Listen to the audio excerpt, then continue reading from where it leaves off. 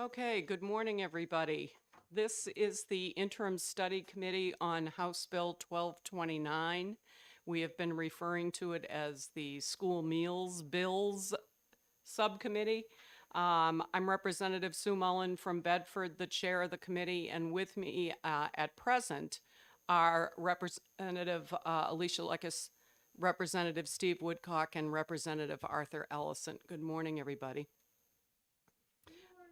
You have in front of you two documents this morning that I want to draw your attention to.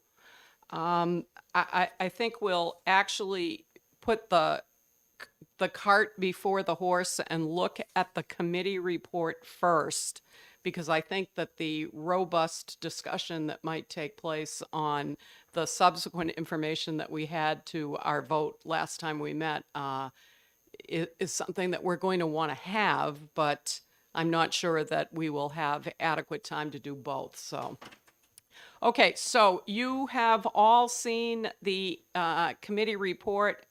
I will just review it for the public's consumption. It says the Interim Study Committee on House Bill 1229 voted 5-0 on October 6th not to recommend further legislation pertaining to the bill as written. The committee heard comments from professional organizations such as the New Hampshire Hunger Project, the American Heart Association, and the Department of Education, and was privy to considerable research conducted by Jennifer Four, Assistant Director of House Communication Services, regarding actions taken by states with similar demographics towards ending student hunger. Consequently, we do not feel any additional study is warranted. I'll remind you that House Bill 1229 was the interim study to determine if we needed a study of the study of the study. So we're back to ground zero again. However, the committee does recognize that addressing student hunger is both important and necessary. Future legislation regarding how to increase the participation of eligible families, funding mechanisms, accessing maximum federal dollars available, and implementing measures already instituted by states with similar demographics, such as Maine, Vermont, New Mexico, Delaware, and West Virginia, should be considered. I intend upon entering this report on behalf of the committee. If anybody has any objections, speak them now or forever hold your peace. Representative Woodcock. Thank you, Madam Chair, and good morning. I don't have a question as regarding the report. I support the work you've done. It's been terrific, and you've done a super job in this committee, as well as the support from Kelly and DOE and Jennifer. My question is just my understanding. In the second paragraph, when you're talking about the things that percolated out of the dialogue over the multiple meetings you had, so all of those issues then would be the responsibility of the next legislature for people to bring in legislation that may be appropriate to those particular issues. But the report that we're submitting now, that we voted on at the last meeting, is no for any more study, but rather now it's up to the independent legislators to take action. Is that correct? That is correct. Okay. Thank you very much. You're welcome. Appreciate it. Additional comments? All right.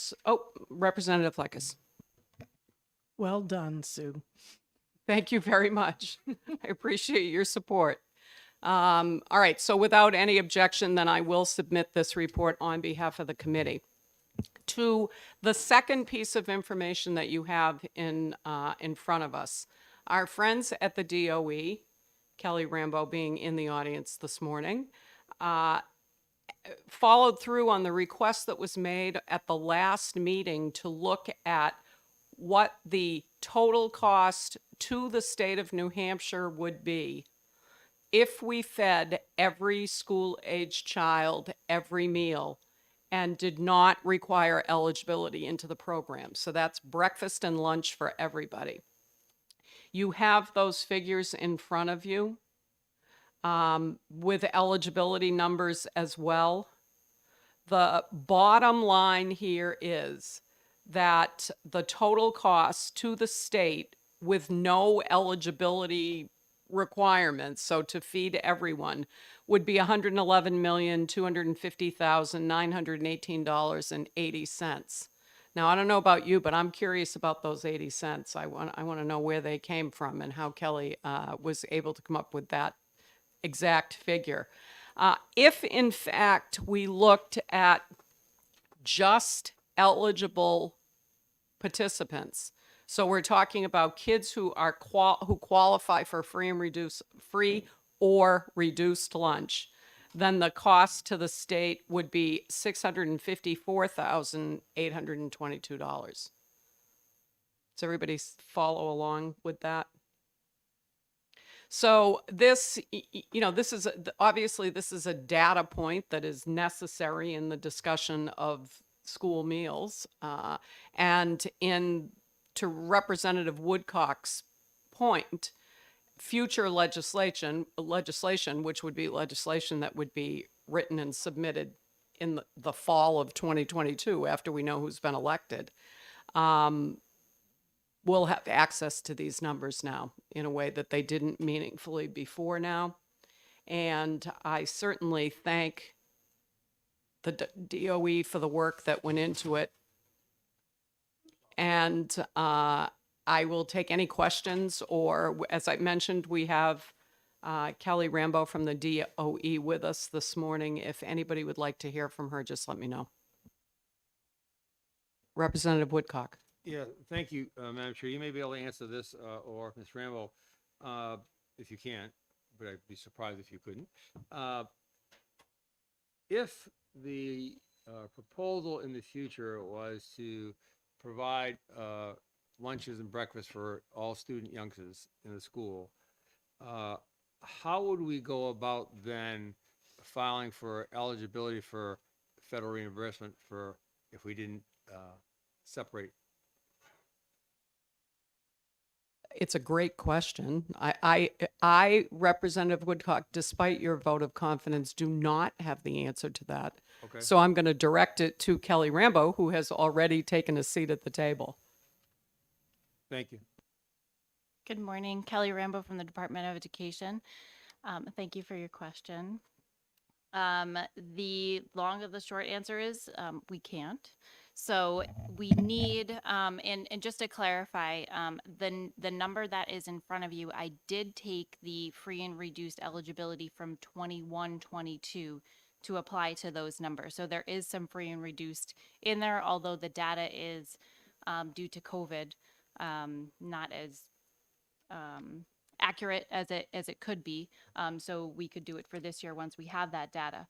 But we need a point to start with to be able to say we have this many free students, we have this many reduced students, we have this many paid students, and that's going to be the determinator for our federal reimbursement.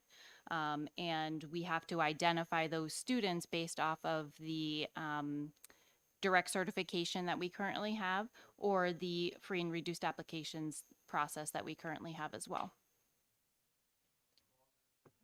Representative Woodcock. Thank you. Mr. Chairman, just then, so youngsters or families of youngsters that are eligible for either free or free reduced lunch would still, if we went through that package that way, would still have to do some type of paperwork and apply so that the state could get the federal funding to supplement the state costs. That's correct. Okay, thank you very much. Thank you, Madam Chair.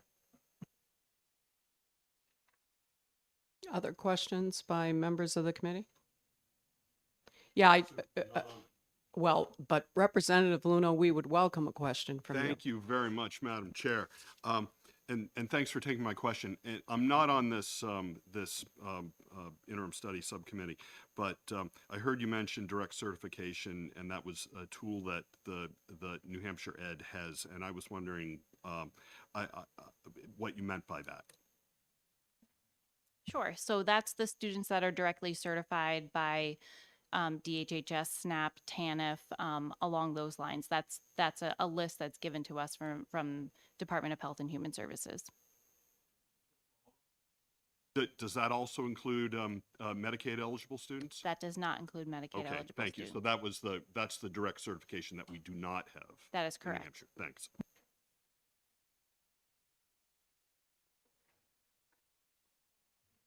Other questions or comments for Ms. Rambo? Okay, thank you, Kelly.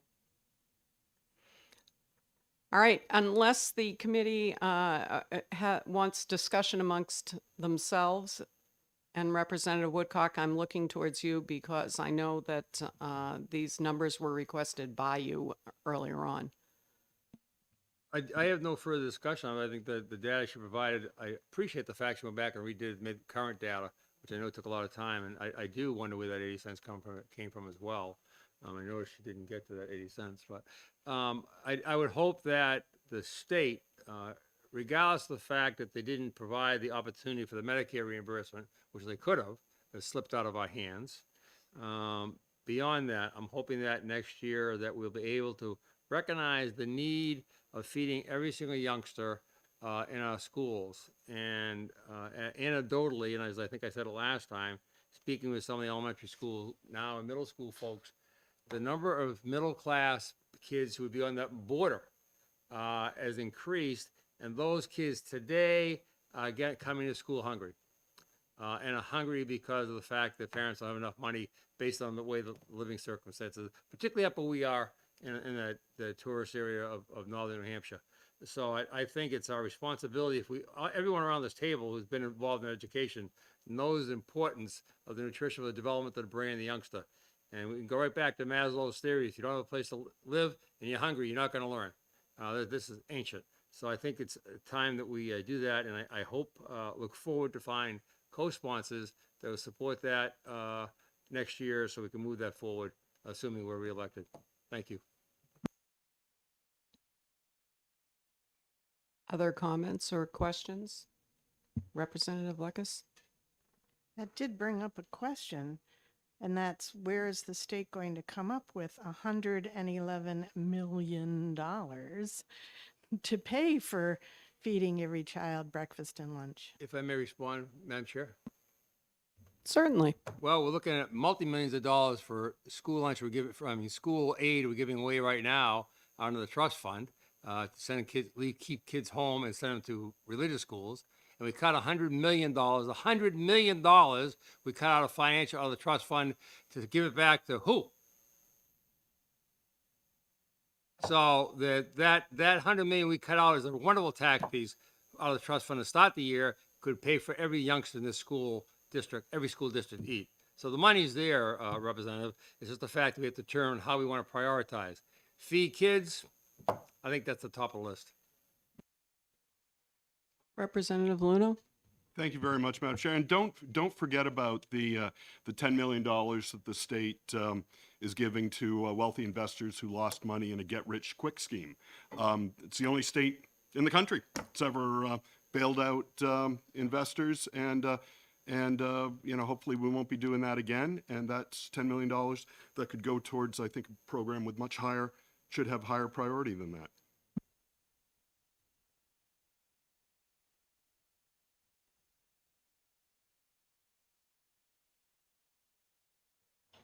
Representative Hall, I want to call you in as present. I introduced everyone prior to and said that I couldn't wait for you to come through the door so that I could introduce you as you arrived this morning. So thank you for coming in early. And Representative Ford is here as well. Barring any other questions or comments, I'm going to ask for a motion to adjourn the meeting. I move to adjourn the meeting and discontinue the subcommittee after the submission of the report. I have a motion. Do I have a second? All right, I have a second from Representative Lekis. Thank you very much. I appreciate your heartfelt participation on the topic of feeding hungry kids, and I look forward to seeing what comes out of our work. Thank you.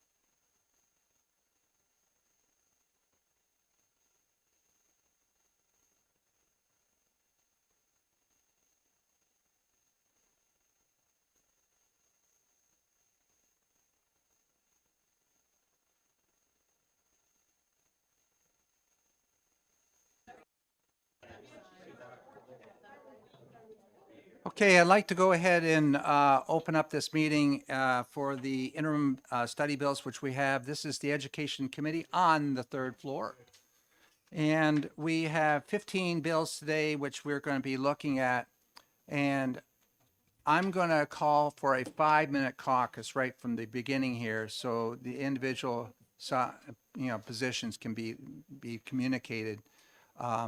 So at this point in time, we'll go into about a 5-minute caucus and then come back and start trying to get through these bills today. These are interim study bills, as everybody needs to know. The way you go in an interim study bill is you either recommend it go forward or it's not recommended for future legislation. There's 2 options, and you can put some, little bullets associated with each one of those positions. So, but in large part, we have 2 options which we can go in these things. So let's take this this brief caucus here, and let's be back by quarter of.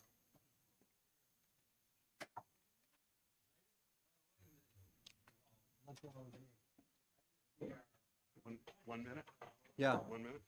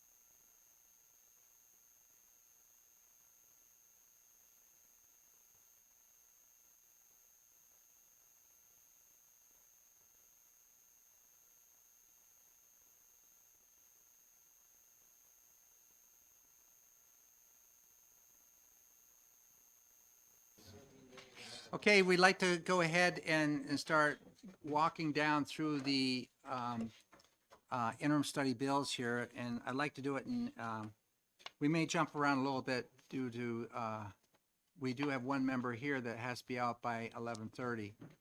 And so we may jump around a little bit. That's Representative Nelson. And I'd like to also thank Representative Nelson for serving on the Education Committee. This is you're getting out after this session here. So, and I understood Mary was getting out, but she's not getting out. A glutton for punishment, Representative Heath. Yeah, and I've enjoyed having Representative Heath on the commission, which we've dealt with the infrastructure, public school monies which are available. And we did make some healthy gains on that. And those monies, of course, as soon as they are through governor and council, will be available to the schools to help with some of the security access issues we have out. Going on. Well, that's right, Sue. Yeah, you're headed for the. You graduated. It has been one of the greatest honors of my life to serve the people of Bedford and the state of New Hampshire. And I thank you all for your hospitality and best of luck to everybody. Yeah, and we've enjoyed you working on so many of the issues like special education. You were sat in that committee and we hammered that out, the one we're going to hear today on meals. So thank you very much, Sue. You will be missed. Yeah. 1137, relative to the duty of school boards to provide education. I recognize Representative Cordelli for a motion. Thank you, Mr. Chairman. The subcommittee met and the recommendation was that it not be recommended for future legislation. Sorry, for 1137, our subcommittee decided that it not be recommended for future legislation. Is there a second to that motion? I'll second that. Representative Hobson makes the motion. The second, not moving this legislation forward. Is there any discussion on it? If I might just Yes, offer a couple of sure. things, there were a wide variety of duties listed in the legislation. We had discussion going through most all of them individually.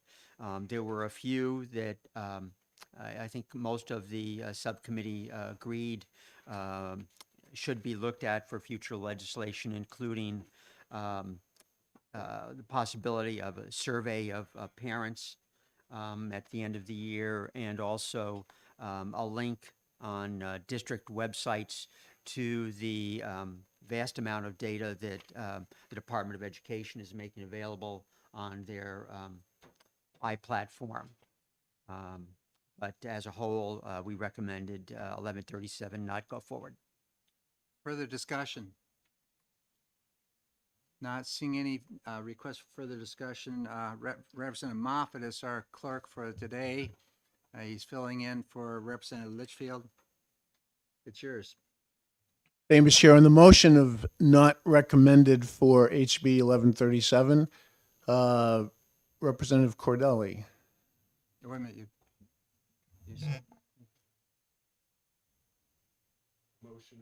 The motion is not recommended. Okay. Let's see, do we usually take the minority party first? No. No?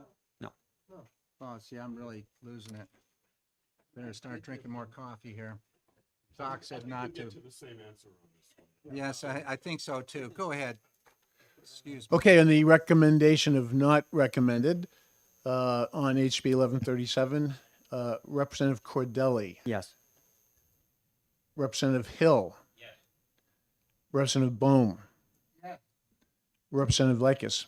Yes. Representative Moffett says yes to the motion. Representative Hobson. Yes. Representative Ford. Yes. Representative Sardi. Yes. Representative Nelson. Representative Myler. Yes. Representative Luno. Yes. Representative Cornell. Yes. Representative Tanner. Yes. Representative Ellison. Representative Mullen. Yes. Representative Woodcock. Yes. Representative Heath. Representative Hall. Yes. Representative Ladd. Yes. 1, 2, 3, 4, 5, 6, 7, 8, 9, 10, 11, 12, 13, 14, 15, 16, 17, 18, 19 to 0. So we have a vote 19-0 on interim studies. There is no consent calendar. It's just all the reports go together underneath education. So going on to the next bill, HB 1141, relative to special education services for children in charter public schools. Representative Cordelli, you're recognized for a motion. Yes, I would move not recommended for future legislation. Is there a second? Representative Bohm seconds the motion. Representative Cordelli, do you care to speak to your motion? Just that there were several different things included in this bill, some of which have already been addressed. Some other provisions might be addressed in the future, but as a bill, my recommendation would be not recommended for future legislation. Further discussion? Not seeing any folks requesting any discussion. Representative Moffett. On the motion to not recommend HB 1141, Representative Cordelli. Yes. Representative Hill. Yes. Representative Bohm. Yes. Representative Lekis. Yes. Representative Moffett says votes yes. Representative Hobson. Yes. Representative Ford. Yes. Representative Sodi. Yes. Representative Nelson. Representative Myler. Yes. Representative Luno. Yes. Representative Cornell. Yes. Representative Tanner. Yes. Representative Ellison. Representative Mullen. Yes. Representative Woodcock. Representative Heath. Yes. Representative Hall. Yes. 19-0. Representative Lads, yes. Representative Ladd says yes, making it 19-0.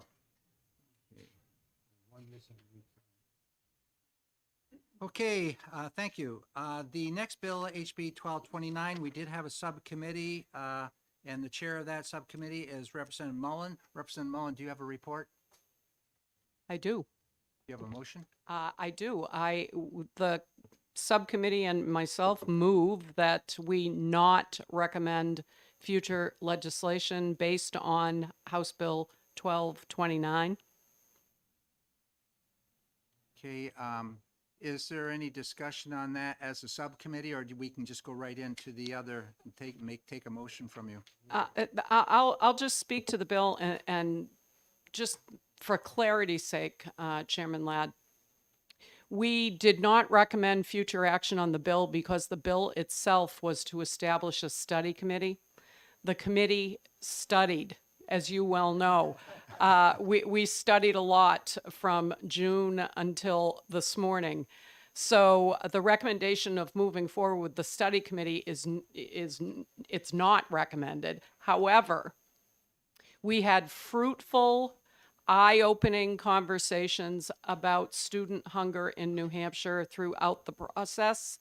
And the report does indicate that there are a variety of topics that should be considered for future legislation, primarily around eligibility, federal funding, how to access federal dollars, that kind of thing. So we support eradicating student hunger. We just don't think we need to study it anymore. Thank you very much. You're welcome. So with that, if there's further, go ahead. We can have also a discussion when we have the motion on the floor. I'll second that motion. We haven't, no, that was just a report that came forward. She indicated that they were Oh, I thought she recommending put to a us, so. motion So forward. I'm sorry. Representative, She did. I did make a motion. She did make a motion. okay, you were making, or you're not just giving a report? Correct. First I made the motion, then I reported on it. Okay. Okay, so thank you very much. Representative Tanner, second that motion. Motion made by Representative Mullen. Further discussion? I think, yes, Representative Woodcock. Thank you. Under the further discussion, just want to highlight the fact that became very obvious to us that during the pandemic, when there was food being provided for all youngsters, that there was a better base of nutrition in the schools, and that we now see today with youngsters back at school that there's significant need to feed all youngsters. That's the base for their daily lives. And I hope that if re-election works, that Representative Ellison and I will bring back a bill to supplement that. Thank you. See, any further discussion? Not seeing any further discussion requests. Representative Moffett. On HB 1229, recommendation of not, the motion is not recommended. Representative Cordelli, Yes. Representative Hill, Yes. Representative Bohm, Yes. Representative Lekis, Yes. Representative Moffett says yes. Representative Hobson, Yes. Representative Ford, Yes. Representative Sodi, Yes. Representative Nelson, Representative Myler, Yes. Representative Luno, Yes. Representative Cornell, Yes. Representative Tanner, Yes. Representative Ellison, Representative Mullen, Yes. Representative Woodcock, Representative Heath, Yes. Representative Hall, Yes. 19-0. Reps Ladd is also a yes. Representative Ladd makes it 19-0. Thank you. Well, the third time's a charm, according to Representative Shaw. All right, going on to the next bill, which we have, HB 1295, requiring reports concerning school policies on classroom recordings and in-classroom observers. I look to Representative Moffett, who had a subcommittee on this, for a motion. Thank you, Mr. Chair. I motion that we recommend for future legislation. Is there a second? Yes. Oh, I'm sorry. The second was from Representative Representative Cordelli. Cordelli, yeah, he spoke a little quickly here. Representative Moffett, you're recognized for discussion on your motion. Thank you, Mr. Chair. Yes, we had two meetings on this measure. Spent quite a lot of time on it, and it simply asked that districts submit a report of their existing public policies to DOE with regard to classroom observer and recording policies. A lot of this is prompted by a lot of the post or the COVID era issues with hybrid classes, remote classes. So all it is in the same fashion that we did the gifted student bill, which is now law. No mandate, no spending, just a request for a report on public information for a best practices so-called folder. Further discussion? Yeah, Representative Luna. Thank you very much, Mr. Chair. Looking at the history of House Bill 1295, I do recall, and according to my notes, that a not to pass motion actually failed 8-10 in this committee, and subsequently the committee voted unanimously to bring it into interim study. But with very little testimony during its public hearing, but with maybe a little bit more testimony during the study committee, I think it was pretty clear that 1295, creates the potential for some security issues for school districts if they're in fact to disclose their policies with respect to classroom recordings and observations. So I think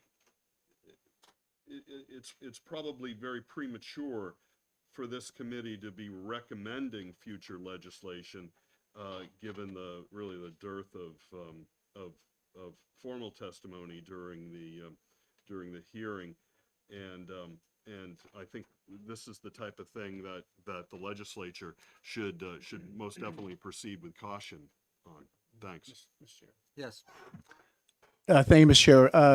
I believe Representative Luno misspoke. There was no OTP motion or vote of 8-10. The motion was to send it to interim study, which it did. It went to interim study. We had two sessions and the subcommittee voted 4-3 to recommend future legislation.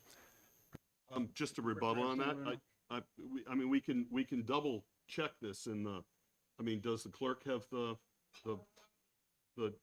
bill file? I don't have that here, but I don't. I've got February 24th, an OTP motion was made, and the vote was 8-10 on that. I don't know if anybody else has notes from the bill. And I don't believe I misspoke. I You mean, can easily go to the docket, right, but pull it I up, just, and you'll see that. if this is a point of contention, then, yeah, actually, you're right. We can go to the bill docket.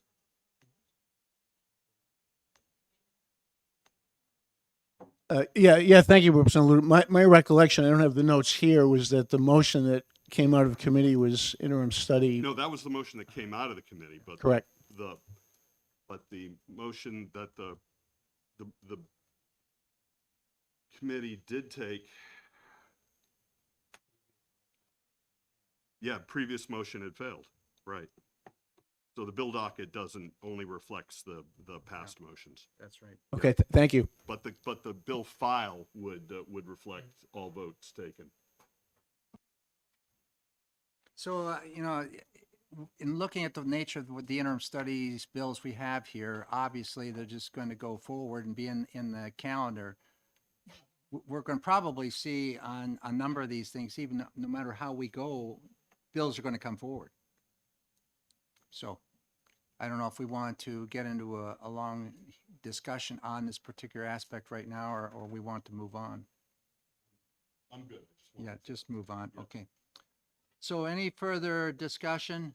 So Representative Moffett, would you please call the roll? The motion was again made by Representative Moffett and second by whom? Second, Representative Cordelli, Cordelli, motion that's was right, okay. recommend for further legislation. Okay. Representative Cordelli. Yes. Representative Hill. Yes. Representative Bohm. Yes. Representative Lekes. Yes. Representative Moffett says votes yes. Representative Hobson. Yes. Representative Ford. Yes. Representative Sodi. Yes. Representative Nelson.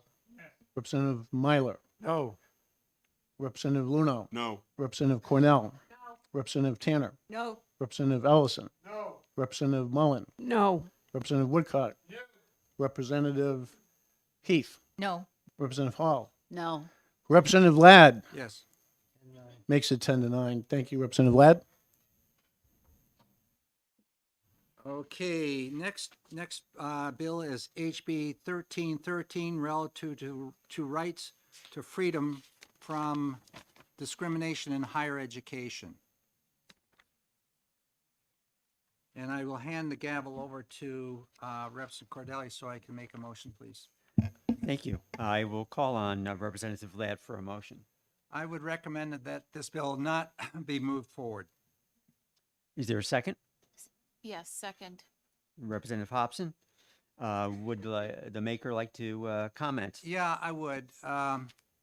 I've had, since I put this in, I've had a lot of opportunity to work with the university system. In fact, I was doing that on Wednesday, Thursday, and Friday this past week at the trustee meeting up at Plymouth State.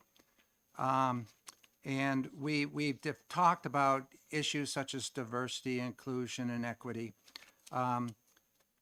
Providing university-level professors with the freedom to teach important ideas and encourage critical thinking among students is key to freedom, economic prosperity, and innovation. And there are some issues which, yes, we have to look at the university system in New Hampshire as well as the community college system in New Hampshire.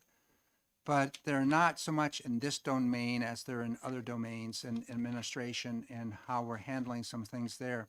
So I feel at this point in time that this bill should not move forward and that we should respect the academic freedom that we've provided to our professors, and with the understanding that, as with all issues that may be controversial, we want to have open discussion and debate within the classroom. Thank you. Further discussion, anyone? Seeing none, I will turn it over to Representative Moffett. Thank you, Representative Cordelli. On HB 1313, the motion to not recommend, made by Representative Ladd, seconded by Representative Hobson. Representative Cordelli, Yes. Representative Hill, Yes. Representative Bohm, Yes. Representative Lekis, Yes. Representative Moffett, yes. Representative Hobson, Yes. Representative Ford, Yes. Representative Sodi, Yes. Representative Nelson, Representative Myler, Yes. Representative Luno, Yes. Representative Cornell, Yes. Representative Tanner, Yes. Representative Ellison, Representative Mullen, Yes. Representative Woodcock, Representative Heath, Yes. Representative Hall, Yes. Representative Ladd, Yes.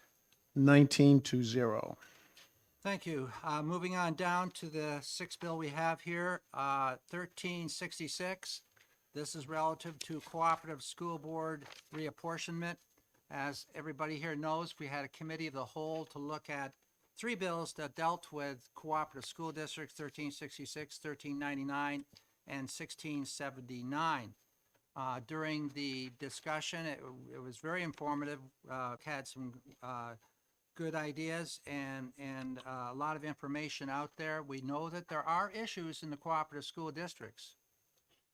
There are a number of districts which are having concerns about where they're going, and in terms of some are now trying to find a way out of the cooperative school districts. No secret that that's the case. We have an active case right now up in Carroll that's going on. We have others as well where the tuition rates of within those cooperatives are very divergent in amount of money which they're spending. And Carroll's spending, what, $46,000 per pupil per year, whereas others within that particular district are spending much, much, much less, down in the $9,000 plus dollars. So there's that issue that they have, and they've gone 3 times through the process, all the way through the State Board of Education, appealing the decision, seeing that they don't have the votes, of course, to get out. And they're trying to figure out how they can do that, and so they can work towards trying to find an environment which is more satisfactory to themselves up there in Carroll. It's not unique to the state, though. So it's a huge, huge issue in terms of disillusionment into the original Articles of Agreement, which may have been made back in the 1960s, and since really haven't changed in accordance with the demographic within the community, the population, student population, or the value of property within the community in that particular cooperative district. There's a number of those issues where people are saying, well, now things have changed, but our agreements, we can't get them changed because we don't have the votes on the co-op to change them. There's so many issues that we felt that in terms of moving forward, that there is need to study this thing, but to do it in a way that is going to be more comprehensive than we've done in the past. I myself am really saying, here we are kicking the can again, because this is the structure and organization of this state, and we're kind of trapped into some of this. And we also did that for the purpose of consolidating districts, so we could eliminate some of the costs of running these districts. That was definitely a keen interest of the groups back then, even though I was just a young kid at the time. I feel that there's a need to study, and we are reminded that we passed legislation last year where any commission now, the majority of people on the commission have to be elected folks from the Senate or the House. So if you have, and you can't have a commission that's any larger than 15 folks. I was reminded of that by Jennifer Four, who brought that to our attention here about a month ago. So with that said, we are looking at a motion to be made on that, and I will recognize Representative Cordelli for a motion. Thank you. For House Bill 1366, I would like to move not recommended. Is there a second? Representative Bohm made a second there, so Representative Cordelli, maker of the motion, do you have any discussion on that? I think you covered a number of points. Thank you. You're welcome. Yes. I'd just like to make a point that I think that I made when we were talking about this, that we also need to study the co-ops that are doing well and to recognize that economy of scale is one of the issues with a lot of these small school districts in the state of New Hampshire. That's why the co-ops were put together in the first place, and that perhaps we also include in this commission a study on what can be done to help these co-ops come together and stay together rather than all this effort and energy being put into breaking them apart. Yes, that's the conundrum we have. And we know that there's some that don't want to disband. They're happy the way they are. So that's the problem. That's the issue. Representative Luno. Yeah, Rick, thanks. At your request, I did put together some draft language for these three bills. And the common part in each of them is as such. The committee recommends further legislation to establish a commission to study matters regarding cooperative school districts, including but not limited to articles of agreement, withdrawal and dissolution, joining and formation, funding, best practices in operation and administration, and any other matters related to the governance of a cooperative school district. Yeah, and those So are I think all that the goes- important topics of which, when you disillusion, you're also talking about all those assets that are within how they divvied up. And that's another tremendous issue where if there is a commission that moves forward somewhere along the way here through future legislation, to ensure that the folks that are on that commission have a good understanding of this area of fiscal management, would be facilities and all, would be very important that folks like that be on that particular commission. Representative Myler, did you also have a? No. Okay. Further discussion on the motion? Not seeing any, would you please call the roll? Representative Moffett. Motion of not recommended on HB 1366. Representative Cordelli. Yes. Representative Hill. Yes. Representative Bohm. Yes. Representative Lekis. Yes. Representative Moffett says yes. Representative Hobson. Yes. Representative Ford. Yes. Representative Soddy. Yes. Representative Nelson. Representative Myler. Yes. Representative Luno. Yes. Representative Cornell. Yes. Representative Tanner. Yes. Representative Ellison. Yes. Representative Mullen. Yes. Representative Woodcock. Yes. Representative Heath. Yes. Representative Hall. Yes. Representative Ladd. Yes. 19-0. Thank you very much. HB 1373, relative to the best interest of the student for a change of school or assignment. Recognize Representative Cordelli for a motion.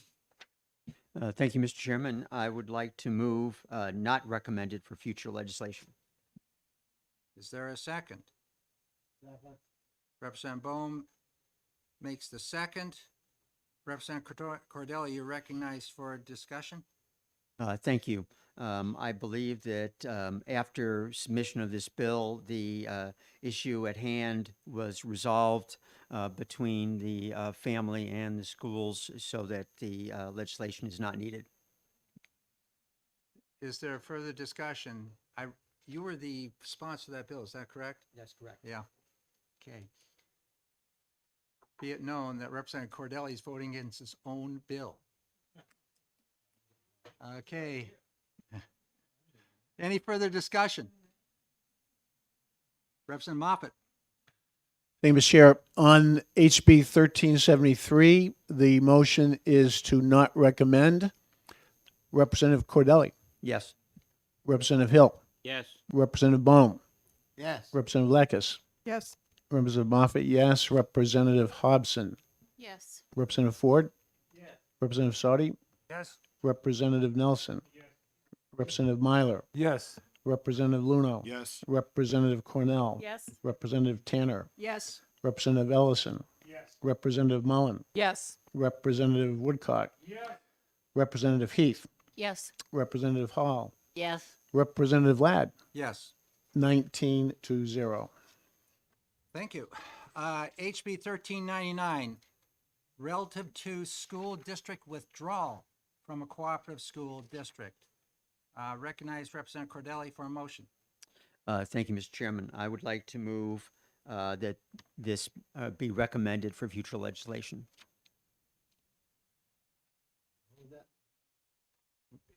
The motion is to move the bill forward for future. or- Representative Bohm seconds. Representative Cordelli, would you please discuss your motion? Yes, thank you. Irregardless of a commission that will take at least a year into the end of 2024, withdrawal from a cooperative school district is, I think, the crux of the matter with cooperative districts. And we need to not wait for another year and a half to go by to have legislation for this matter. We have had 17 bills on cooperative school districts in the past 4 years. There is clearly a problem, as was pointed out, and I would recommend future legislation on this withdrawal matter. May I ask why you chose this bill as to move this one forward? I think it was similar in some regards to 1366, but I think that this was specific to the withdrawal process. I think there might be some tweaks needed, but I think it is the basis for something that we can put forward in legislation next year. Further discussion, Representative Myler? Thank you, Mr. Chair. I will vote against this. We've already had a conversation about this earlier this morning.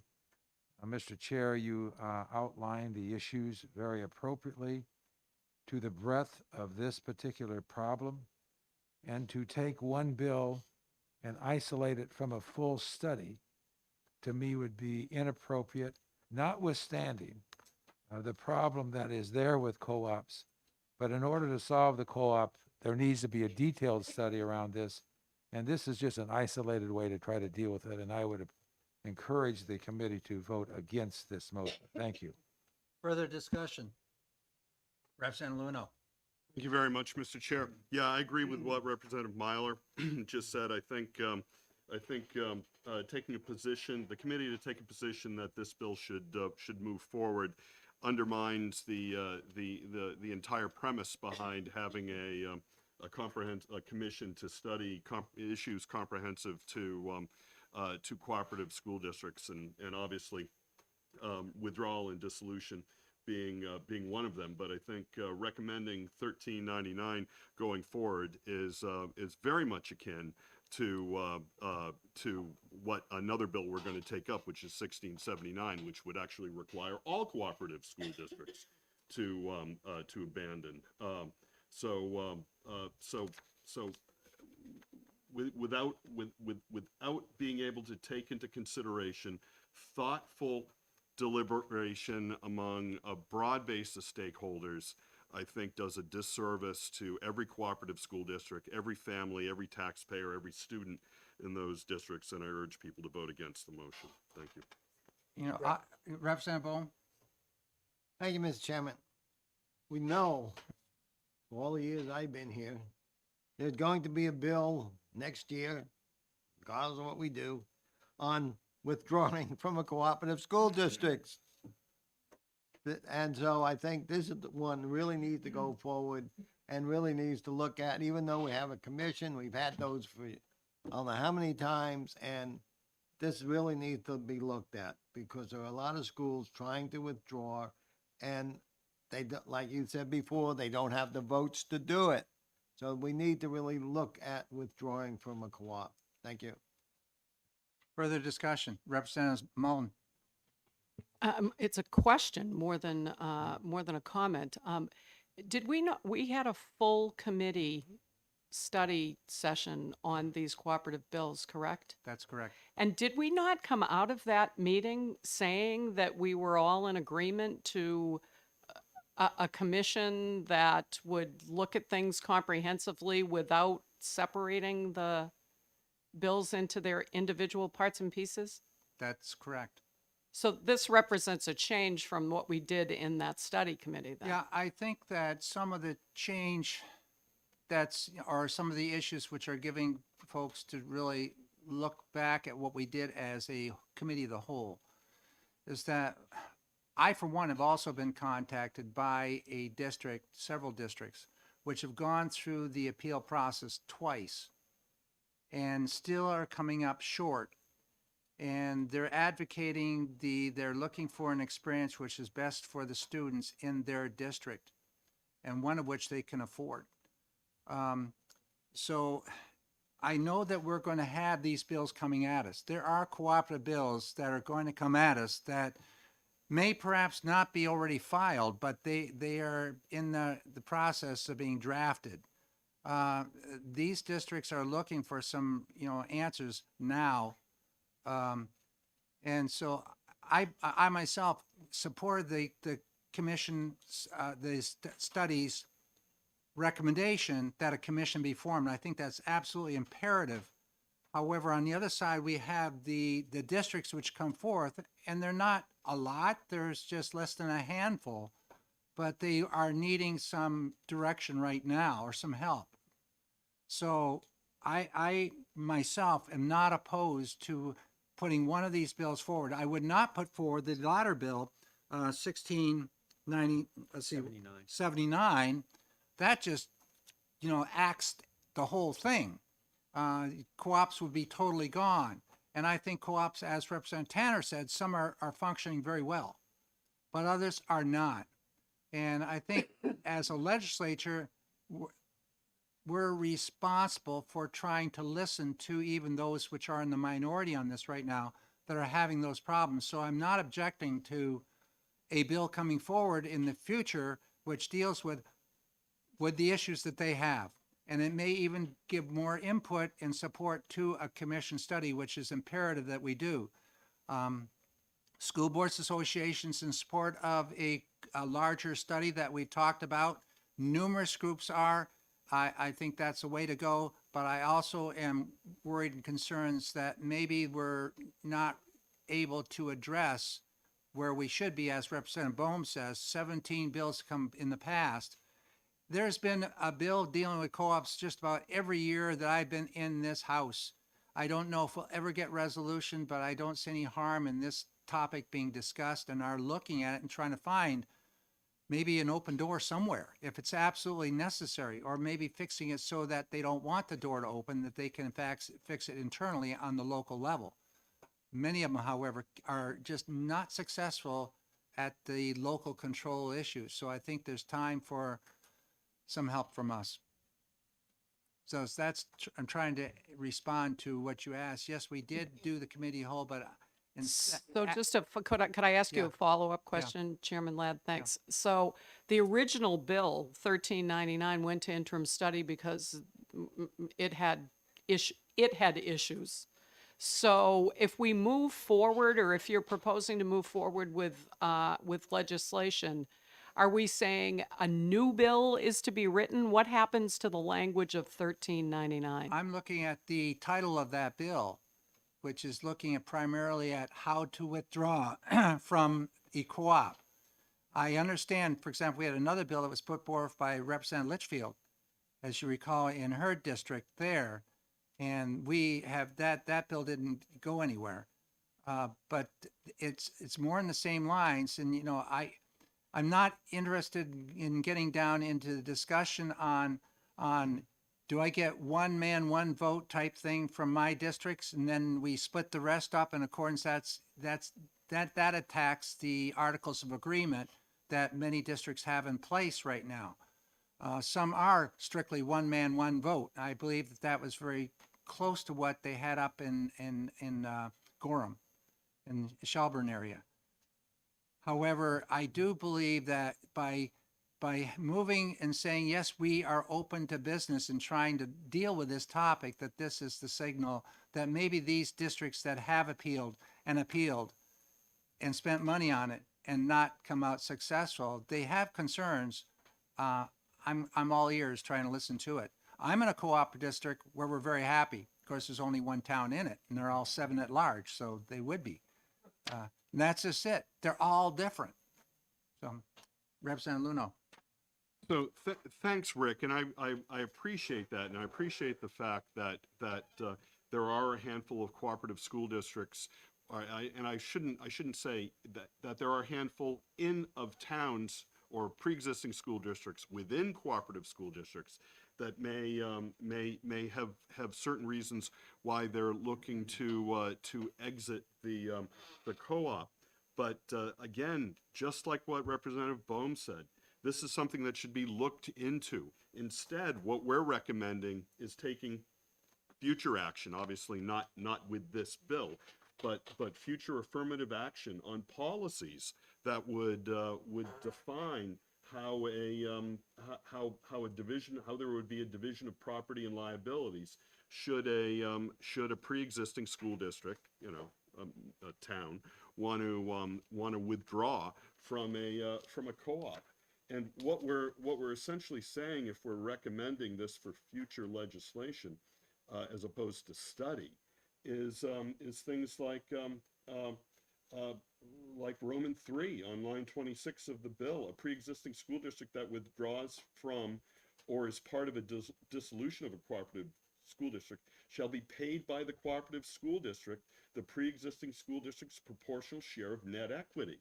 So if these cooperative school districts had recently, let's say, invested in school buildings or other infrastructure, it basically puts the remaining towns in that district on the hook to pay back the withdrawing school district. I think these things deserve further study and thoughtful study involving all the stakeholders, and not some sort of affirming policy action from this committee saying, oh yeah, this is full speed ahead with this policy, because I think these things have significant consequences to not only the withdrawing district, but the remaining, the withdrawing town, but especially the towns that remain within the co-op district. I think that's a very dangerous move. Representative Cordilli? Thank you. Over the weekend, I had a discussion with one of the principals from Carroll, New Hampshire, and they've gone through the process multiple times, very recently up through a investigation by the State Board of Education into the whole process that they went through this last time. They're very distressed to hear that we're might be doing nothing for another year and a half, 2 years. So I think that recommending this for future legislation also sends a message to those towns that do want to get out of their co-op districts, that we hear them and we want to help them. And waiting just for a year and a half, 2 years, we want to try and do something in the meantime. There are plenty of things that can be looked at in addition to the withdrawal process by a committee.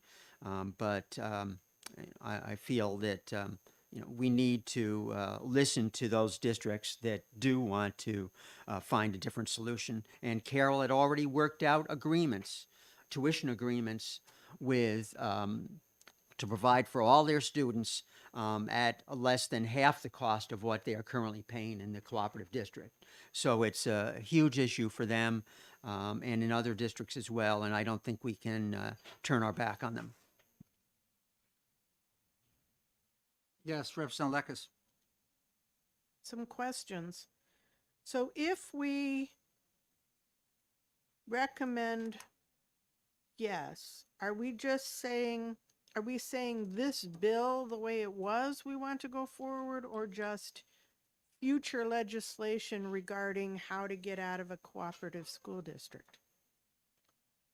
As I stated at the beginning, when we talk about the concept of interim study and the two motions we can make, but there's also those little bullets you can put underneath trying to orient where you're going in what you're recommending.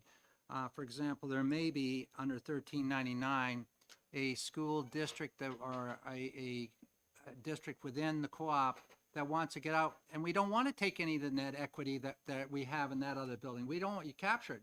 You keep it, you don't have to pay us a thing. We just want out. There may be some special circumstances where that is, and that is an issue that's happening in one of the districts we haven't talked about here at the table today. They don't want anything back from it. They just want out. Representative Boone.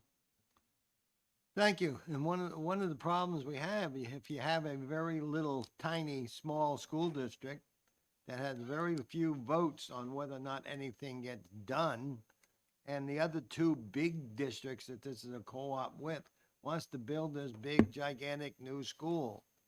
One of the reasons they want to get out of the school district is they don't want to be able to, don't have the resources to pay for that new big school. So that's one of the problems also, and all of that can be, even in this, move this forward, the bills can all also be amended to be what we want anyway, like we've always done. So yeah, one of the problems is a lot of these tiny school districts can no longer afford to pay for those big schools, the biggest school districts decided to vote on, and that's been an issue over the years. Thank you. Further, Representative Tanner. Just as a question, since the committee as the whole, when we got through studying this, we came up with a recommendation. Is that also listed on whatever's going forward, that this bill was actually part of a committee of the whole, that the committee of the whole recommended a commission and not individual bills, so that there's some record of that available? I don't think there's any objection to that. It's fact, it occurred. The committee as a whole recommended this. However, when we're taking action in the executive session, this is not the direction that we would be going. And there's, I think there's been a rationale or a perspective given to why that motion would go the other way. Representative Mullen. Thank you, Mr. Chair. I'm not sure that I understand whether or not Representative Lekis got an answer to her question.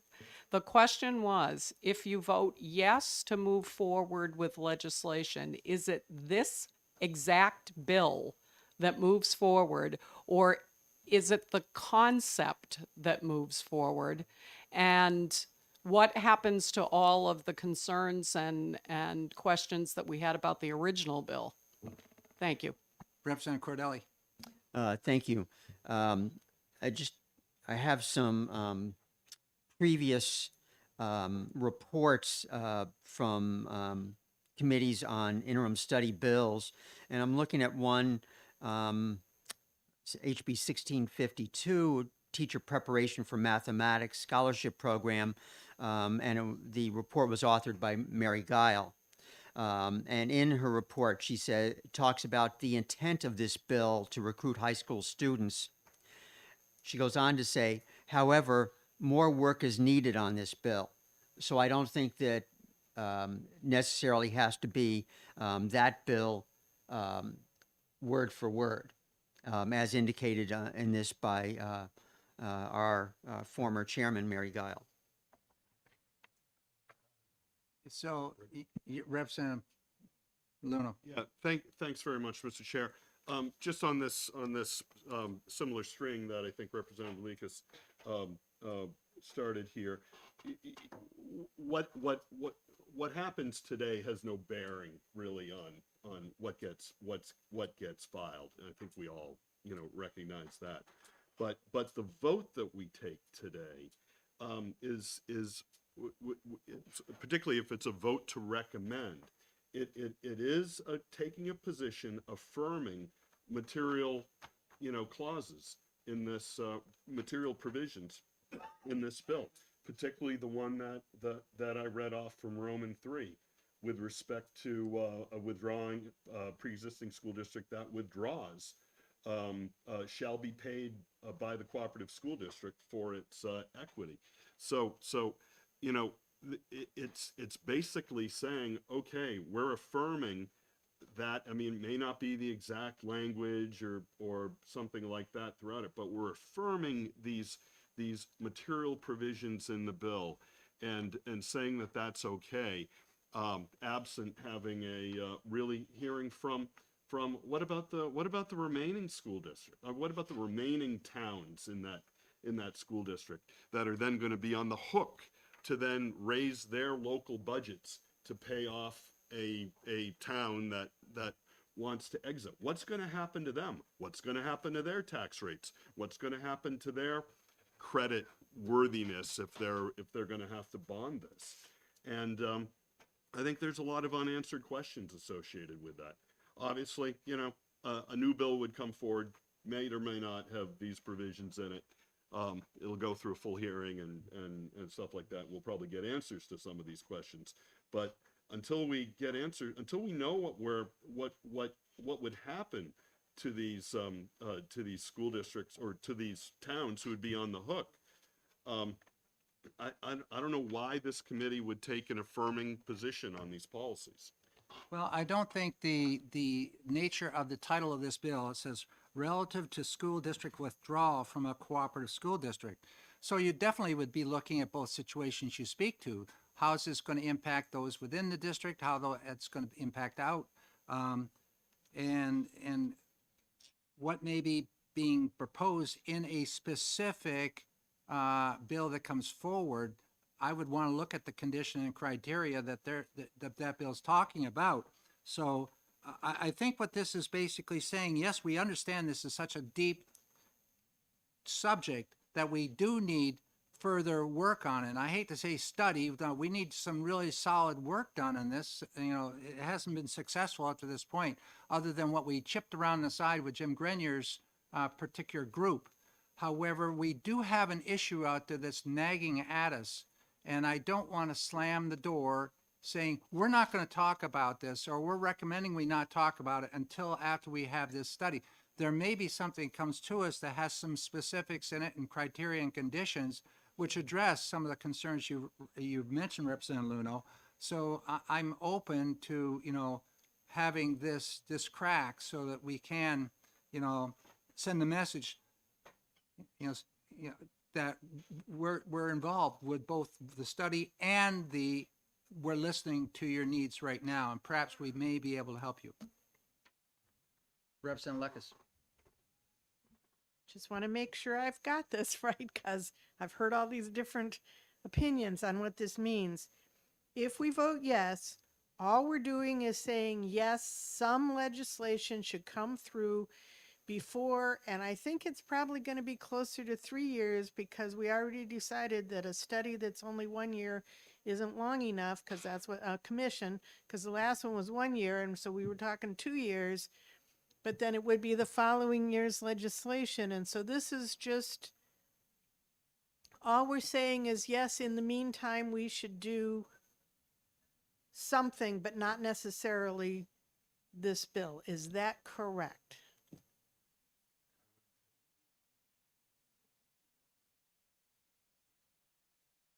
The concept. Representative Right. Nelson.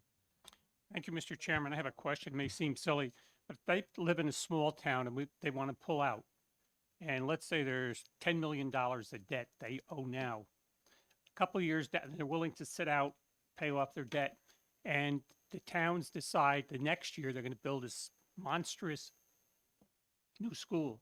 Are they required to have to continue paying that, or are they forgiven for the new building? That's part of the question of what you're dealing with right now in one small village in this state. Mm-hmm. And it's on the horizon, and they're looking for some assistance in trying to better understand what you're saying. It's a real issue. They're basically locked in. Right now they Possibly are, for the and they'd be rest of their locked life? into the debt that's gotten by that new facility. Let's see, fair, but okay. Yeah. Thank you.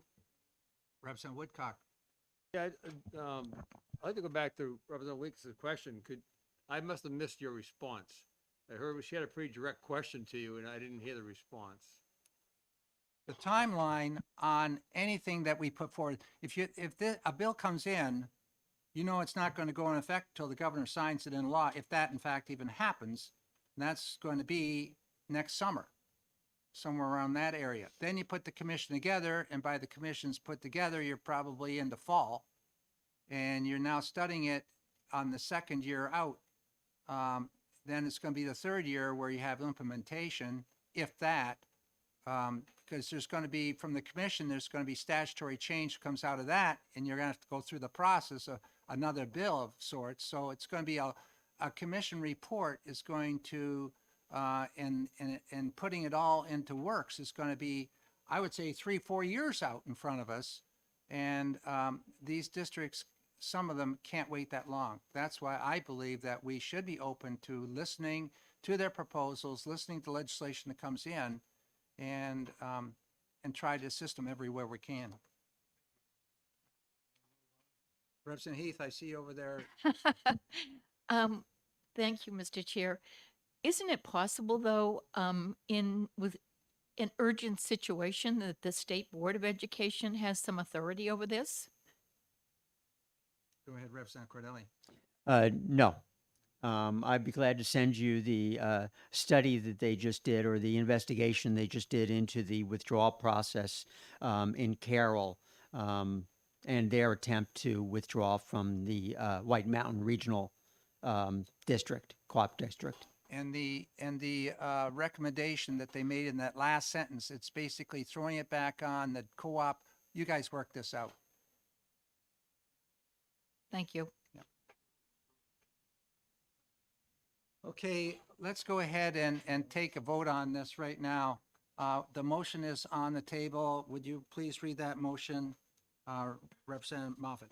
Thank you, Mr. Chair. The motion was made by Representative Cordelli and seconded by Representative Bohm to recommend HB 1399 for future legislation.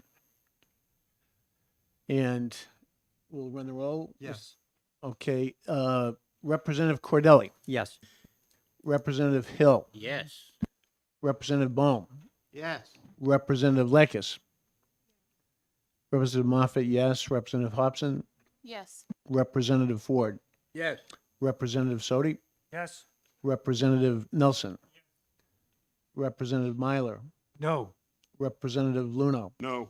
Representative Cornell, No. Representative Tanner, No. Representative Ellison, Representative Mullen, No. Representative Woodcock, No. Representative Heath, No. Representative Hall, No. and Representative Ladd. Yes. 10-9. Okay, we're now at 11 o'clock, and as I mentioned, we want to get to that one bill prior to our, leaving today, that's 1680, and I'm going to take a 5-minute caucus here to work, and everybody should take a short caucus here, and then we'll come back and we'll look at 1680 next. So we're going in a caucus.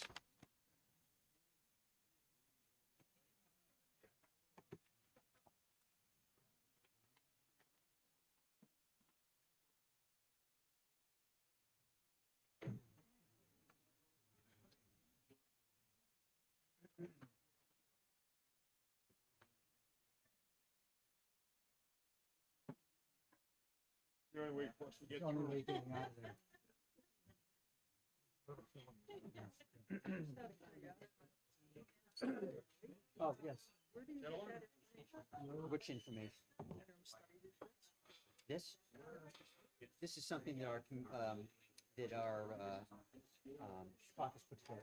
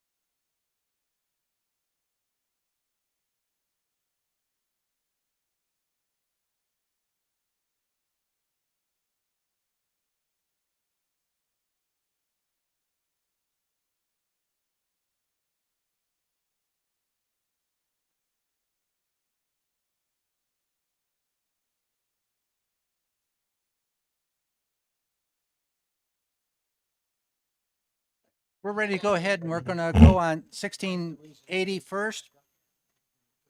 And I look to Representative Lakes for a motion. I move that we not recommend 1680. And Representative Hobson. Second. Okay, we have motion on the table to not recommend that 1680 move forward. And second by Representative Hobson. Representative Lakes, do you have any discussion? There are a whole lot of problems with this. So, no, that's it. Further discussion? Yes, Representative Luno. Thank you very much, Mr. Chair. So just for the record, we have filed language identical to 1680 to bring forward in this coming session. I hope voters from all across the state recognize that that at least House Democrats are serious about solving school funding problems.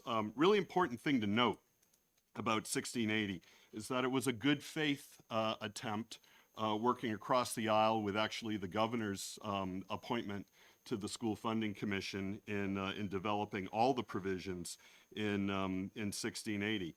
Most importantly, it focuses on closing student opportunity gaps. Because when you close student opportunity gaps, you're doing right by students, you're doing right by kids, you're doing right by families, and taxpayer fairness follows that. So you know, in the nutshell, when we're going around knocking doors, yeah, there's a lot of issues that I think voters from across the state have on the top of their minds. But among the top priorities is property taxes. What are you doing about my property taxes? What are you doing about school funding? Voters get it, and Democrats get it, and that's something that we'll be bringing forward. You know, a major part of 1680 is also a meaningful property tax relief plan.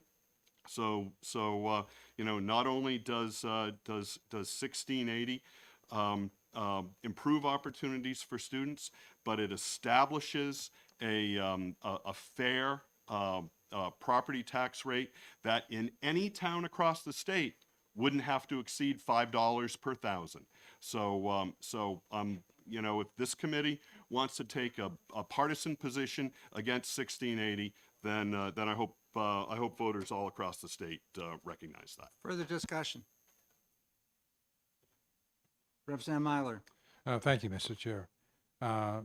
This recommendation by the Republican caucus is indeed disappointing. I shared with those of us that were here that were studying this an article that was printed in 1984 that compared the disparity between the Hopkinton School District and the Pittsfield School District. That disparity has increased in the last 40 years, not decreased. We had a commission to study school funding. That commission, for the first time in 40 years, had an outside group that came in and looked at our data from school districts that basically said that the disparity within the school districts is increasing, not decreasing.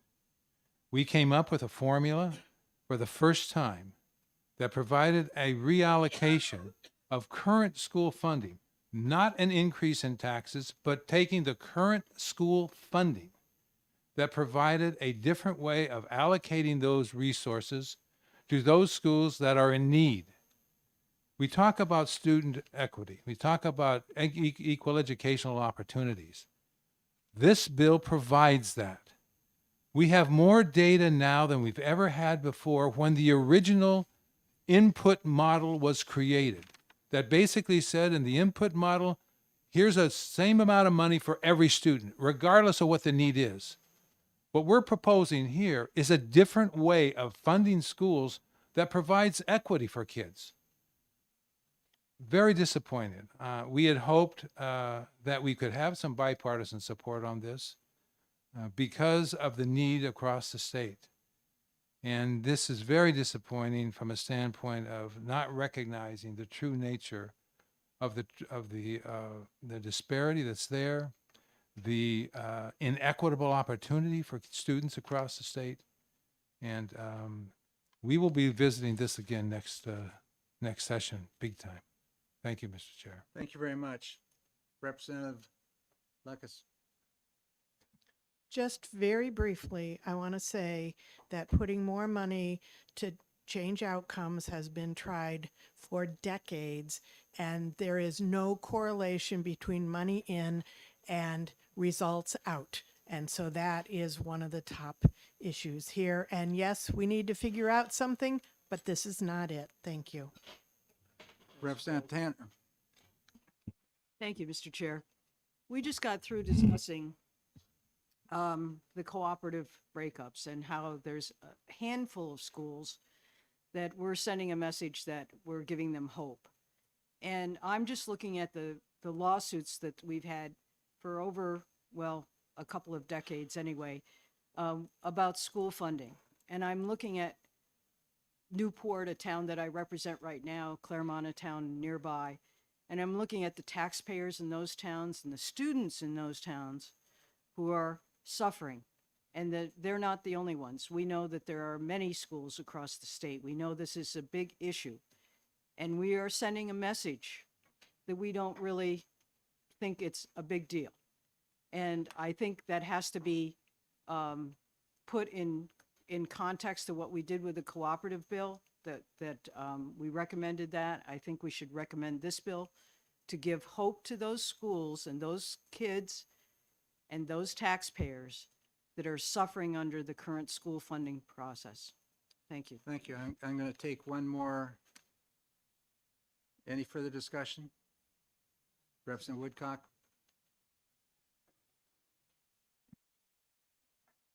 Thank you, Chairman Ladd. I'm amazed that a bill of this magnitude that had commission study was presented with like a 5-word answer. There's too much to take care of. And I would question the data that the representative is using when she said there's no correlation between money in and outcome. You look at the amount of resources that are put into different school systems, and you look at the outcome, there's clearly a connection and a correlation between resources presented for children in schools than there isn't. You look at any of the data that talks about the income levels and the amount put forward by schools for students and the services they can provide. If you have a team that has 1 basketball and you have a team that has 20 basketballs and 20 kids, who do you think have a better opportunity to practice? There's no different with resources put in here, and I'm sure Representative Moffett could remember that because it comes right along that same line. Where are we going when we don't give equal resources? And that's what this is. This is an equal resource bill. I was so happy to see that finally something came that I was mistaken when I read the commission report and then read the pamphlet that came on the commission report and then listened to the data from the dialogue over the year, that all of a sudden now, nope, this is it. We're not going to go forward. We're going to go back to what we said was really important. We need to be able to fund a desk and a chair. That's really important. When we have those, that's how we're going to figure out how we're going to progress with school systems. No, forget about outcomes, forget about achievement, forget about resources in. So saying that resources do not support success is really not clear. And there is a host of data between even things as simple as family income and resources and student success, as the same with schools. When you look across the calendar of every single town and the cost it puts in per child for their per diem cost, clearly there's a connection between a town that invests $42,000 and a town that invests $9,000 in resources for those kids.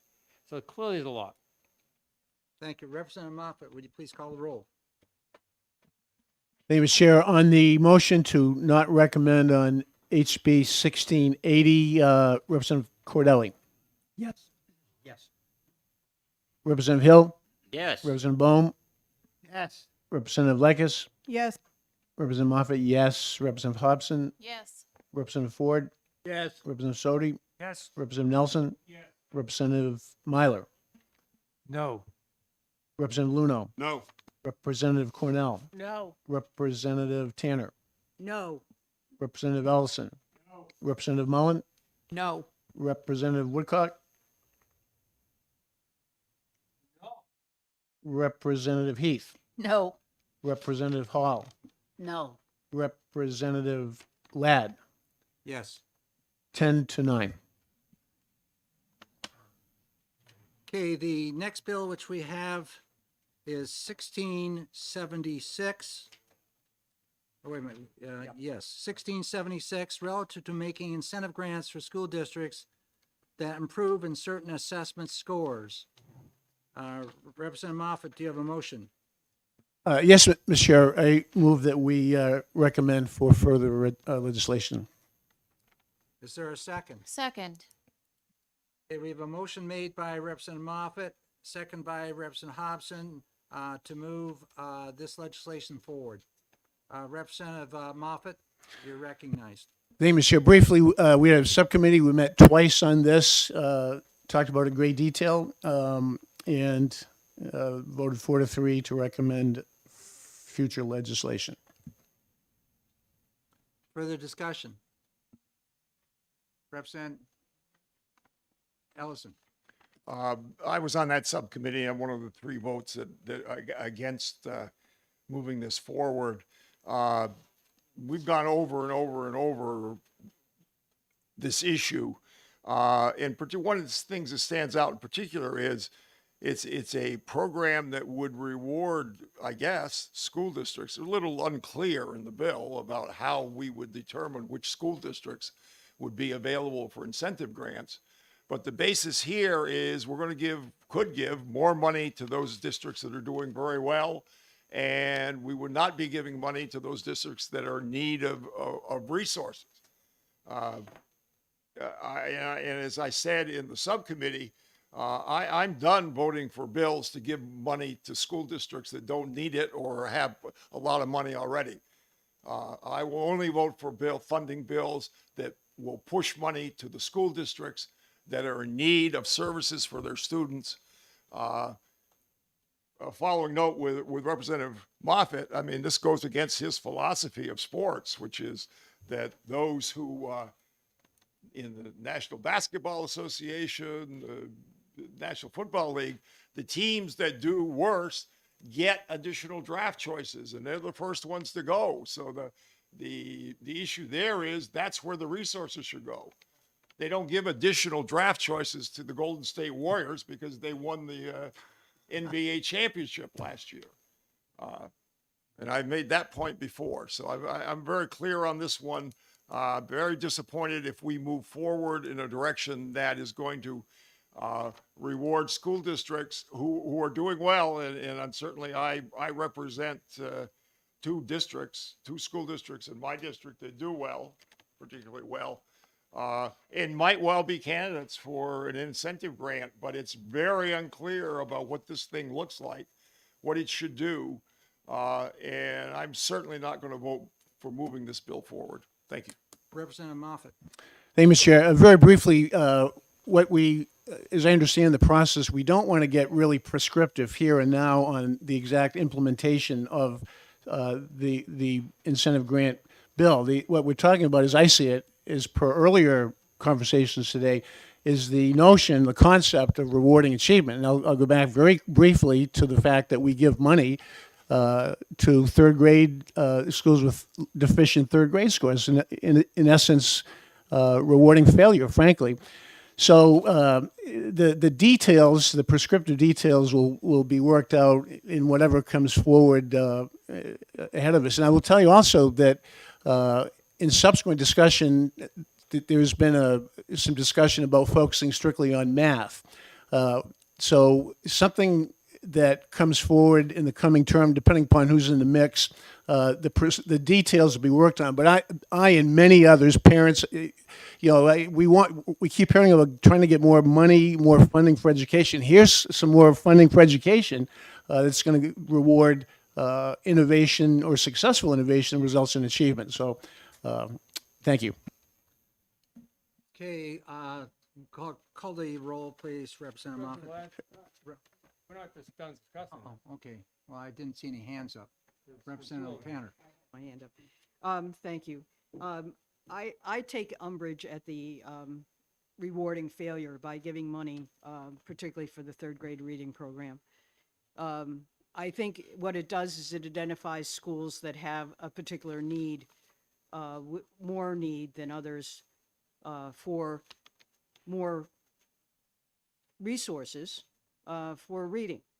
And I think this is just the whole aura of this bill, that we say to the schools that are having issues, and we know that they are, and I talked about how, you know, we're trying to give hope to these schools, hope that that somehow the funding is going to change, the resourcing is going to change, and that they will have some hope that they can move on with their and improve student outcomes.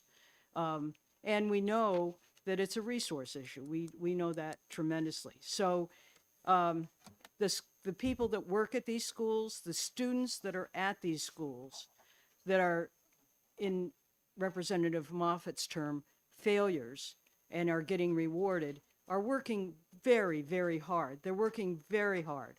And the schools that are doing very well, as Representative Ellison said, and I represent some of those, get their own rewards. They get extra grants, they get extra commendations, they get teachers that are moving from lower functioning schools because they have higher salaries. They have a whole lot of benefits already.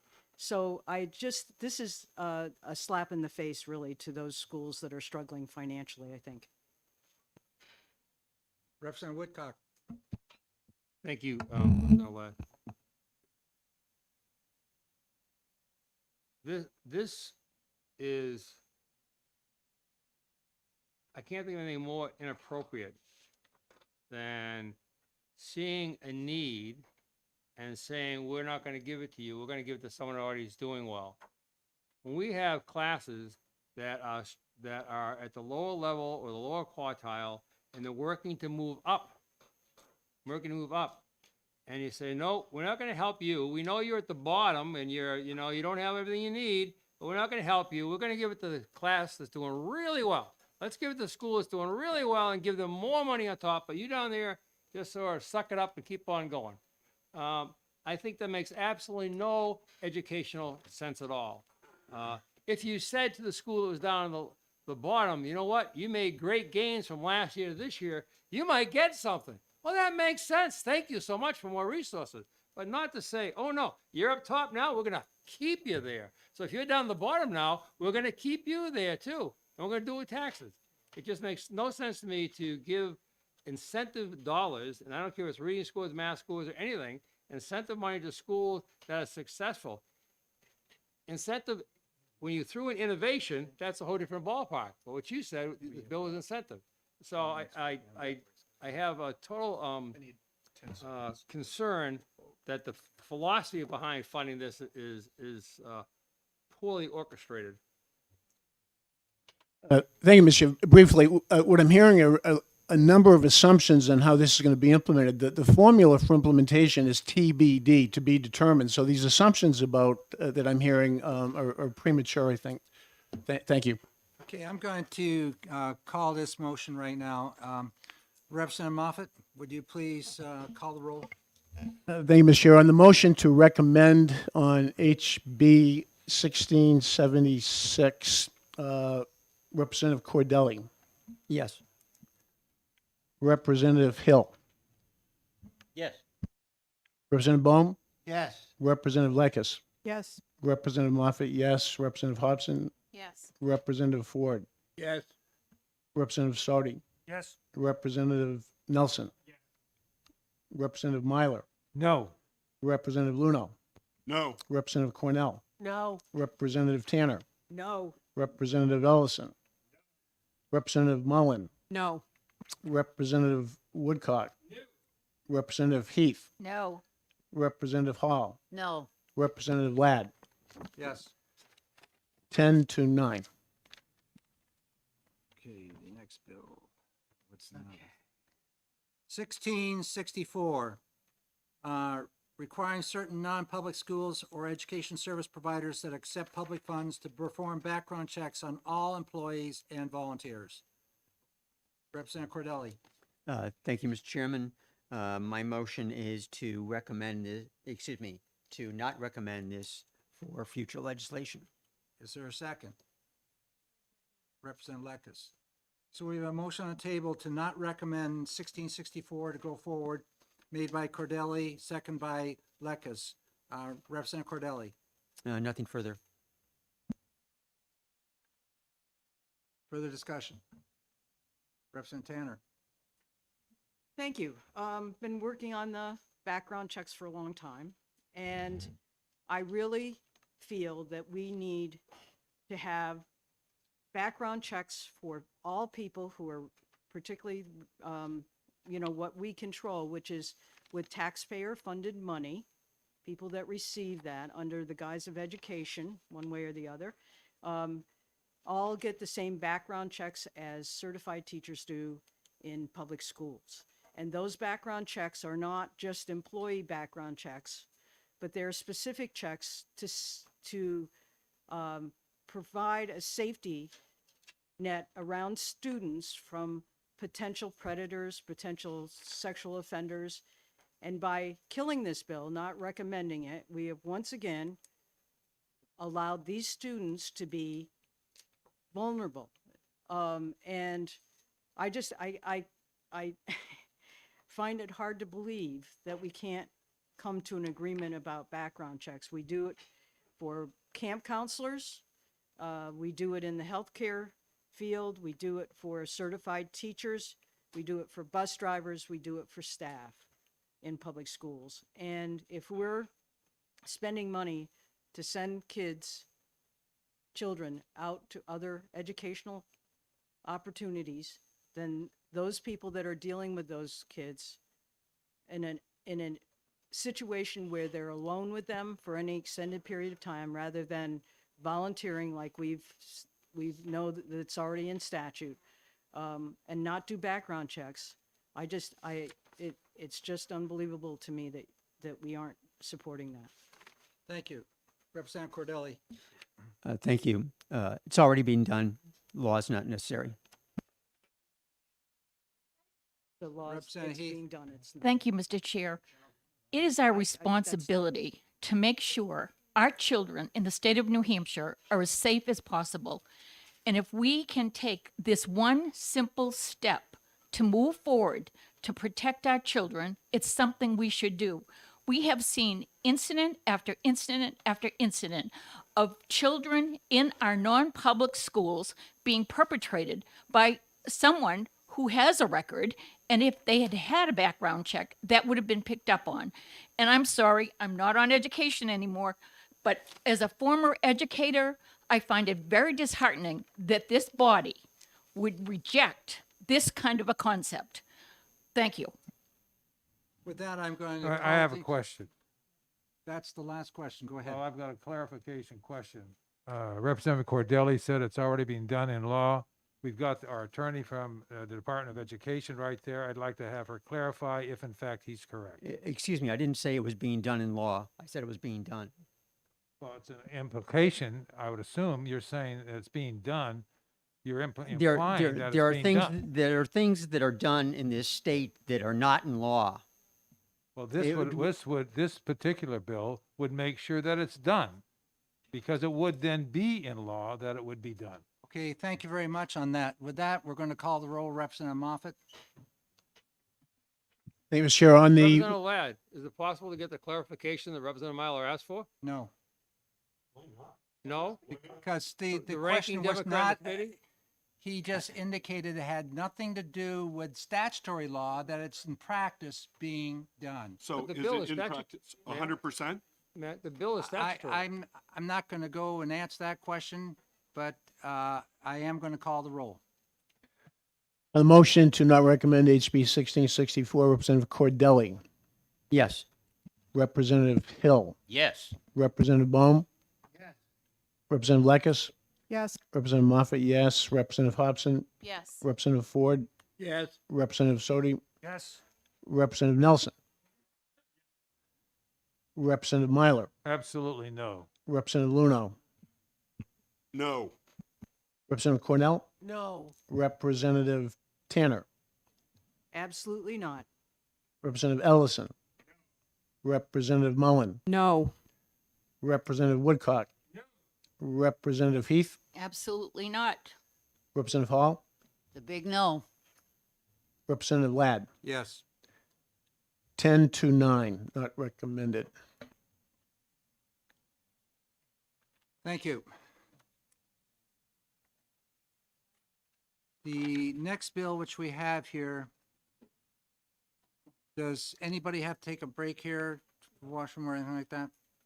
Okay, the next bill we have then is 1630, requiring high school students to complete a half-year required course in the Introduction to Philosophy. Representative Hobson.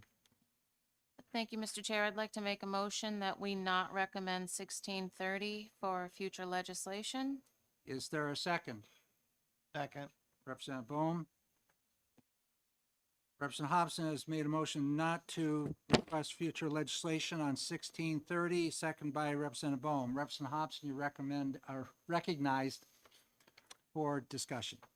Just that it's not within the purview of this committee to instruct on curriculum.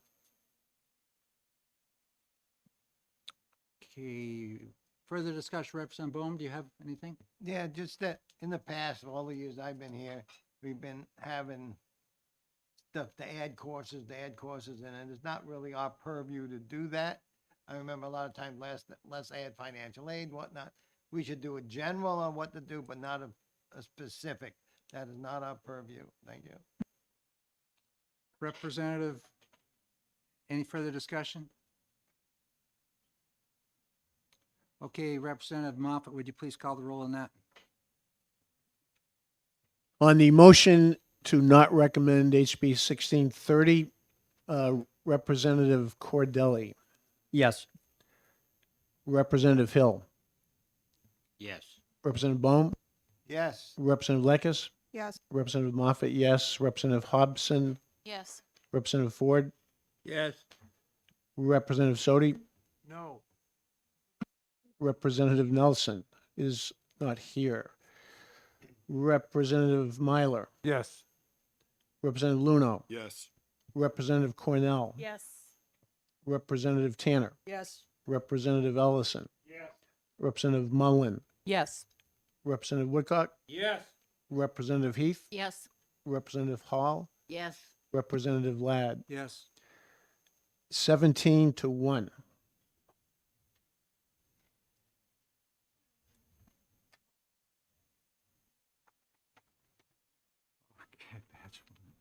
Okay, the next bill, HB 1679, relative to the dissolution and repeal of cooperative school districts. Representative Cordelli. Thank you. I would move not recommended for future legislation. Is there a second? Second. Representative Hobson makes the second. Representative Cordelli, you're recognized for discussion. I brought this bill forward because I heard what was going on around the state in different districts. I thought it was necessary to help force the issue and not just keep having bill after bill, year after year. I think that there are approaches that can be taken in a bill for dissolution, but I recommend 1679 not go forward. Further discussion? Yes. Did somebody have a, Yeah, it's Representative Woodcock. oh, Representative Woodcock. Thank you, Roseanne. I just want to be clear. This, I don't want to screw this up. This is the bill that Representative Cordelli brought in that we're going to shut down all schools by next July that were Could I answer that? co-op. Is that was the same bill? Seeing Representative Cordelli was the maker of it. Representative Cordelli? This bill would require dissolution by July of 2025. 25. Okay.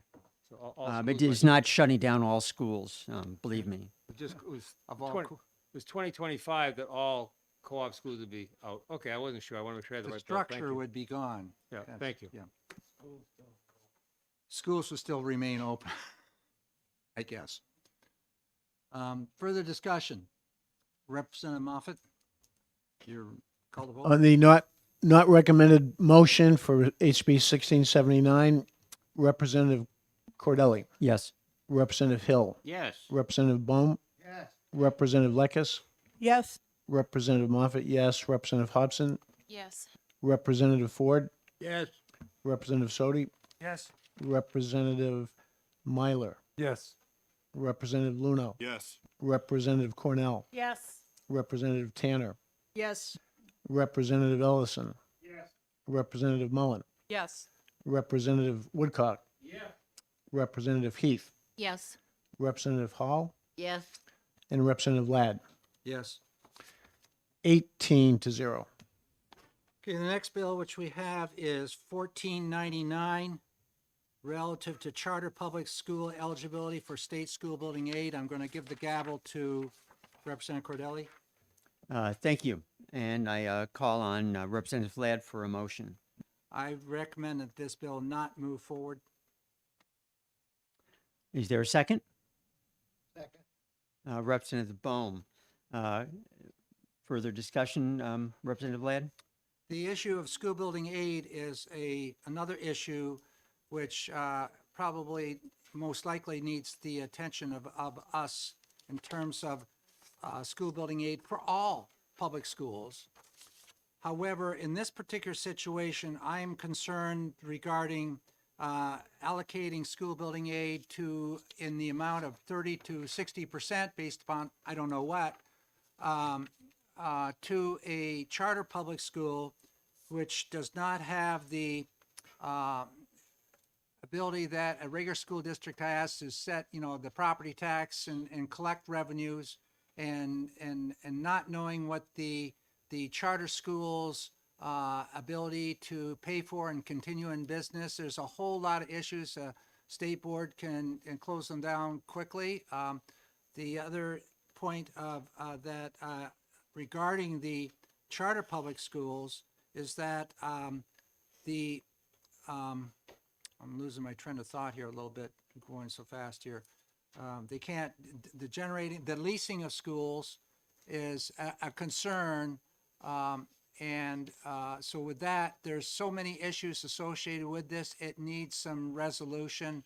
And we have asked the department to look at this and to look at all school building aid, including the school building authority, which Representative Hill here chairs for the state, how that interacts with the whole process. So there's much to be done there for adding and going in another direction. We got to make sure what we're doing is correct. We're certainly underfunded in school building aid when we see applications in nature of $760 million waiting out there, of which approximately 40% of that, or somewhere around $260-something million in applications that we'd be obligated to as a state, are looking at, and we're funding not even $50 million a year right now, with our debt being paid off from that up to $50 million. That's approximates about $25 million each year for the upcoming biennium, and at least $50 million for the biennium for new construction and new renovation. Doesn't even come close to touching what we need. So there are significant issues out there. I recommend this not move forward. Further discussion? Seeing none. Representative Moffett. On the not recommended motion for HB 1499, Representative Cordelli, Yes. Representative Hill, Yes. Representative Bohm, Yes. Representative Lekis, Yes. Representative Moffett, yes. Representative Hobson, Yes. Representative Ford, Yes. Representative Sodi, Yes. Representative Nelson is not here. Representative Myler, Yes. Representative Luno, Yes. Representative Cornell, Yes. Representative Tanner, Yes. Representative Ellison, Representative Mullen, Yes. Representative Woodcock, Representative Heath, Yes. Representative Hall, Yes. Representative Ladd, Yes. 18-0.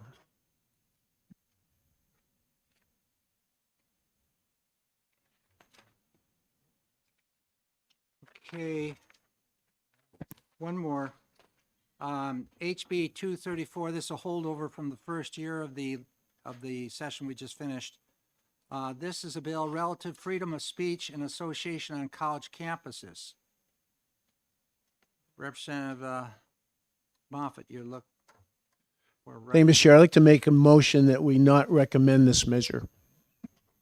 Is there a second? Representative Hobson seconds that motion. So motion made not to recommend that HB 234 move forward, made by Representative Moffett, second by Representative Hobson.